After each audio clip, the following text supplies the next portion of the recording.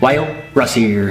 And Chris. And today we're reacting to Stef Sanjati, and she does trans issues, beauty, lifestyle. This is new for me. Most things are new for me if you haven't figured that out yet. You guys have commented to react to her, so we are going to do it for you guys. We're doing it. This one has 6 million views on it, but it was 2 years ago. This one's called My Face, and you're going to have to help me with this. Waardenburg Syndrome. Waardenburg Syndrome. I have no idea what Waardenburg Syndrome is. Let's watch that one first. Okay. There's quite a few comments about my appearance, which I don't mind. It's good and bad. Either way, you know what? I'm fine. I don't care. Mostly good though, so thank you. But the two things I hear most often are, number one, you look like a beautiful elven prince. Number two, you look like an alien. Well, she has huge eyes, and she enhances them by putting on the really dark, let me think, that stuff.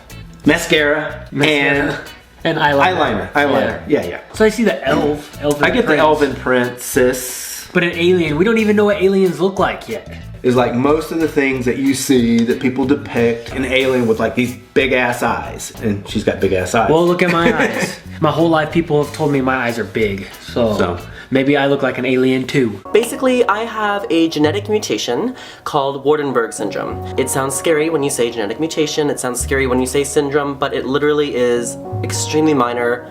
I function normally. Like, I'm getting into these ableist terms now, like, I'm part of the X-Men.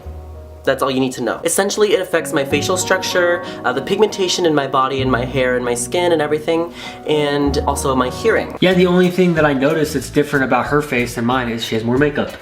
And less facial hair. And less facial hair. Oh yeah, there's that. Oh, and I guess her hair is purple and it's long. She wears a plaid shirt. I wear plaid. Yeah, you've got a shirt like that, yeah, in fact. It's not sleeveless, but I got a shirt just like that. But knowing you, you will make it sleeveless. It's like he'll buy a brand new t-shirt and he cuts it down to where there's like this much cloth at the bottom, barely hanging together. It's like, nobody's gonna see his body without him doing this, you know. I haven't done that in like at least 20 days. I know. I inherited this from my mother's side of the family, so a lot of us on her side look very similar. We have extremely similar faces. It's just sort of common for people with Waardenburg syndrome to look similar. What Waardenburg's has affected is basically the width of everything. So I'm sure you guys have noticed that my eyes are spaced considerably apart. They are actually farther apart. Yeah, yours are close. I would never have thought she had a condition though. I thought it was just a variation. Yeah. Which it is a variation. There is no normal. Can I look this up? I just want to get a couple pictures. Look at this little kid. His eyes are incredible. Yeah, he's African but has incredibly blue eyes. Wow. Oh my God. Wow, these people are pretty. My brother actually has 2 different color eyes, but not that drastic. So here's a couple of people, and they have the light streaks in their hair. They really are cool looking people.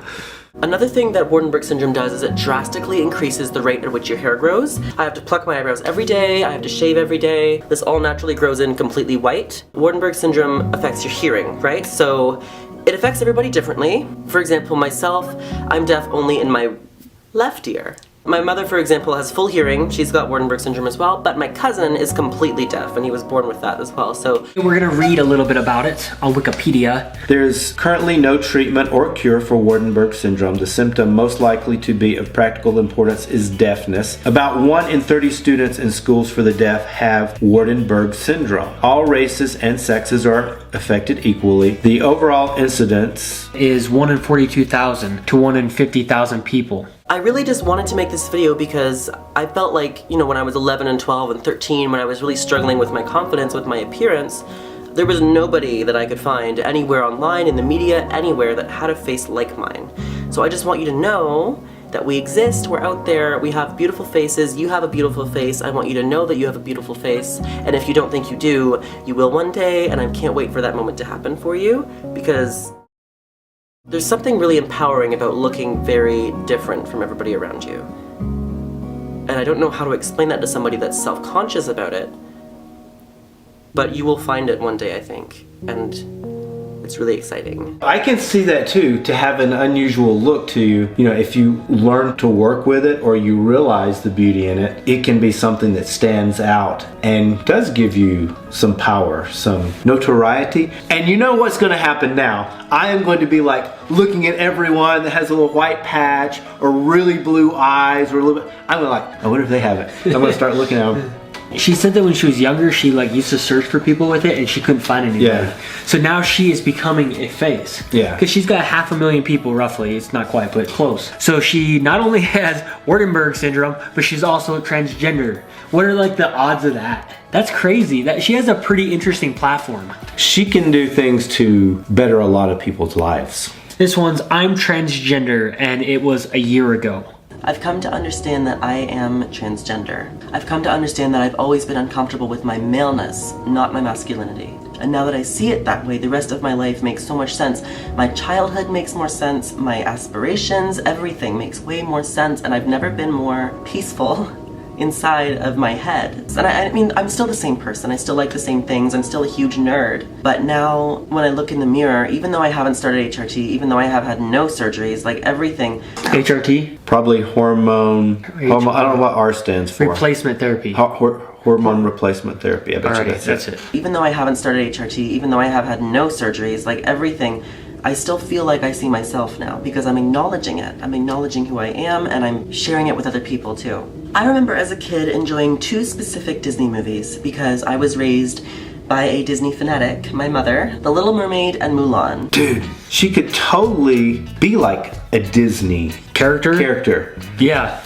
I mean, especially with her blue hair right now and these big eyes. And Disney needs to get like a transgender princess. Absolutely. Why doesn't Disney have a transgender princess? Yes, we hit on something. Disney transgender. Since she's deaf in her left ear, I'm guessing probably not able to sing, but I could be wrong about that because I don't know. Do Disney princesses always have to sing? Well, they just have to get someone else to dub it in.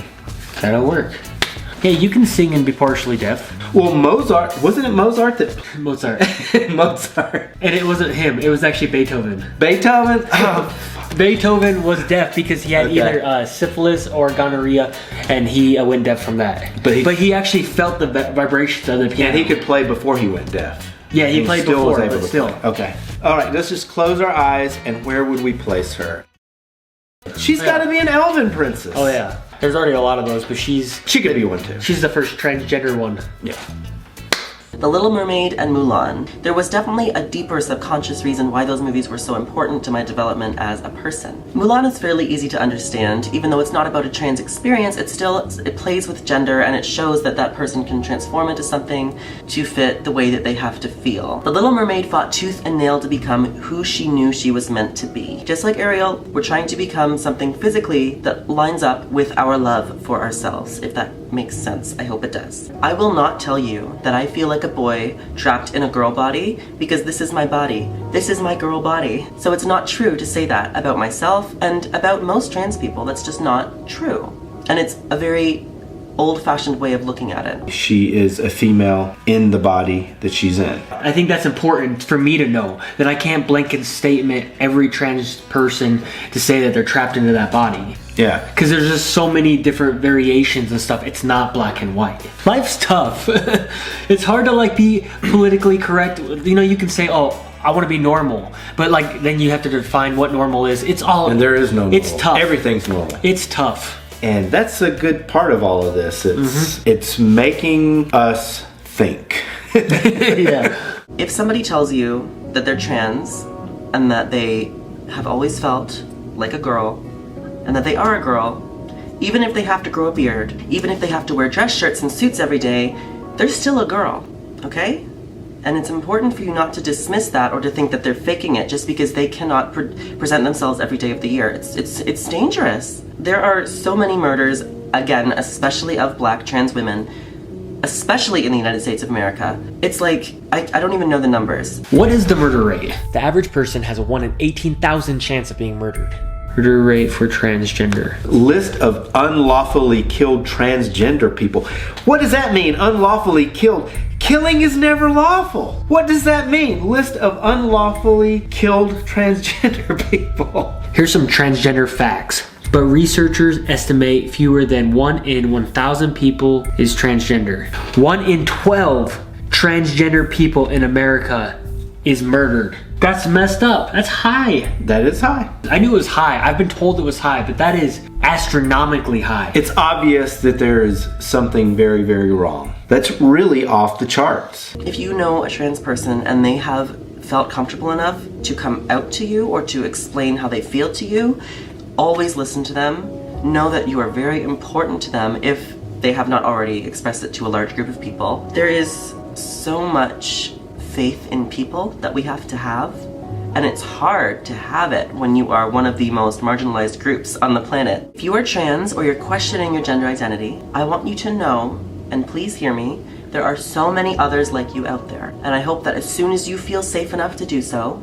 you begin sharing yourself, your true self, with the world. Because while there is so much hatred out there, there's also way more support and acceptance and love. My experience is not universal, but it will work out for you. You just have to keep on going. I love you all. Bye. Accept people as they are. I honestly think her eyes are beautiful. She's beautiful to me. I think most people probably think she is because they're saying she looks elven. That's a pretty good compliment. To me, I think of elven looks as being a cool, attractive type of thing, at least in my mind. She's cool. I like her. So she's got a ton of videos and we obviously can't watch them all. We'll have to come back to her and watch her again. That's good with me. I know you're faking. You don't look like you're really chewing food. You're just making it up. What is in there? No, because I don't want to do it. No. Taste it. Give me a kiss. I'm eating a kiss. You gotta kiss me. Okay. There is food in there. Okay. So make sure to like this video and subscribe to RUSS and Chris. RUSS and Chris. Love you long time.